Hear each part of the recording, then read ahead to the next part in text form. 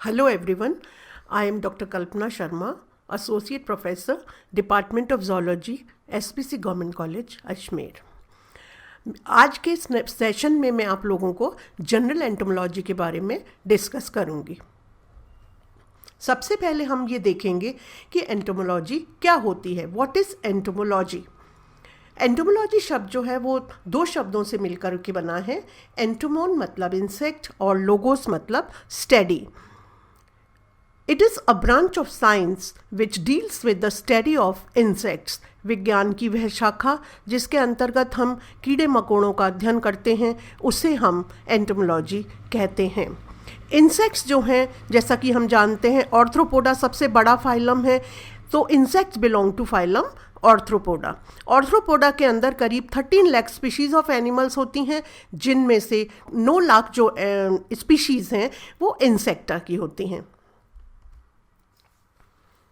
अब हम देखेंगे ब्रांचेस ऑफ एंटोमोलॉजी कि एंटोमोलॉजी की कौन कौन सी शाखाएं हैं। तो एंटोमोलॉजी शाखा हैं morphology, taxonomy, embryology, physiology and ecology. Morphology का मतलब आकारिकी। आकारी मतलब इसमें हम शेप और साइज एनिमल्स का इसके बारे में अध्ययन करते हैं। मॉर्फोलॉजी के भी सब डिविजन्स हैं, anatomy, histology and cytology. Anatomy it deals with the study of the internal organ, जो आंतरिक ऑर्गन्स हैं उनके बारे में पढ़ते हैं। हिस्टोलॉजी में हम किसी भी इंसेक्ट्स की टिश्यू संरचना या औतिकी संरचना के बारे में अध्ययन करते हैं। और साइटोलॉजी का मतलब हम इंसेक्ट की सेल स्टडी करते हैं। नेक्स्ट ब्रांच है टैक्सोनॉमी। टैक्सोनॉमी मतलब क्लासिफिकेशन ऑफ इंसेक्ट। इसमें हम इंसेक्ट के क्लासिफिकेशन या वर्गीकरण के बारे में पढ़ते हैं। एम्ब्रियोलॉजी के अंतर्गत हम ग्रोथ एंड डेवलपमेंट इंसेक्ट के बारे में देखते हैं। फिजियोलॉजी में हम functioning of the cell and tissue के बारे में पढ़ते हैं इंसेक्ट की। और इकोलॉजी में it deals with the study of environment in relation to insect.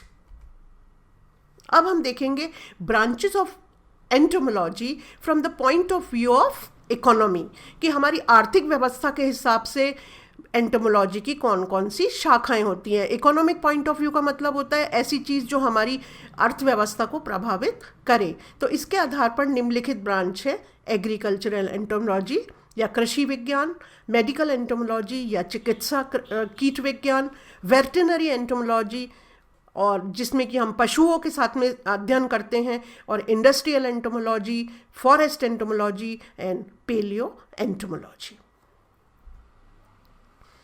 Characteristics अगर हम इंसेक्ट्स के देखें बच्चों, तो इंसेक्ट्स जो है वो आर्थ्रोपोडा का सबसे बड़ा क्लास है।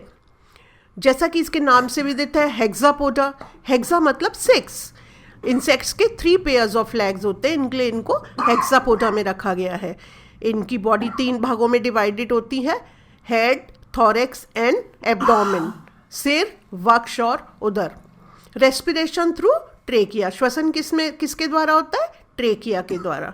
डेवलपमेंट का मतलब वृद्धि। डेवलपमेंट कैसा होता है? डायरेक्ट भी हो सकता है या इनडायरेक्ट भी हो सकता है। डायरेक्ट डेवलपमेंट का मतलब होता है कि इसके अंदर कोई लार्वल अवस्था नहीं होती। इनडायरेक्ट डेवलपमेंट का मतलब इनके अंदर लार्वल अवस्था भी होगी और मेटामॉर्फोसिस के थ्रू भी ये जाएंगे। अगर हम इंसेक्ट्स की बॉडी के बारे में देखें तो इंसेक्ट्स की बॉडी जो है वो बायलेटरली सिमेट्रिकल होती है, मतलब द्विपार्श्व सममित। अगर किसी इंसेक्ट को हम ऊपर से नीचे तक 2 भागों में विभाजित करें तो दोनों साइड बराबर बराबर इक्वली डिवाइड होंगी। दूसरा, ये इंसेक्ट्स जो होते हैं वो ट्रिप्लोब्लास्टिक या त्रिस्तरीय होते हैं और इनके एम्ब्रियोनिक अवस्था के अंदर इनकी 3 लेयर्स पाई जाती हैं, एक्टोडर्म, एंडोडर्म एंड मीजोडर्म।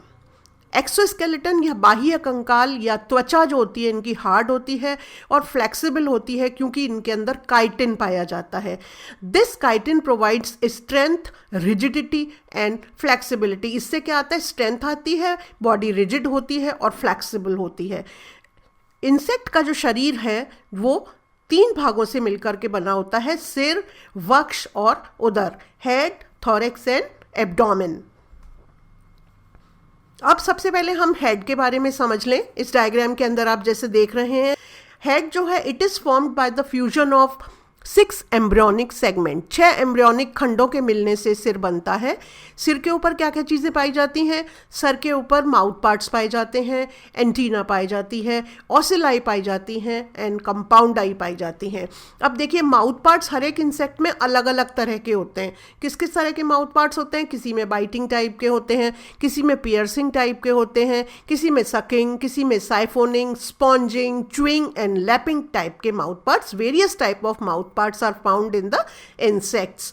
इसके अलावा इनके अंदर अ पेयर ऑफ एंटीना पाया जाता है। एंटीना सिर पे होता है और अ पेयर ऑफ आई पाई जाती हैं, ऑसिलाई और कंपाउंड आई। अब हम देखेंगे ऑसिलाई और कंपाउंड आई में क्या फ़र्क है। कंपाउंड आई के अंदर तो इमेज फॉर्मेशन होता है और ऑसिलाई के अंदर कोई इमेज फॉर्मेशन नहीं होता। इसके बाद में हम आते हैं थोरेक्स पे या वक्ष पे।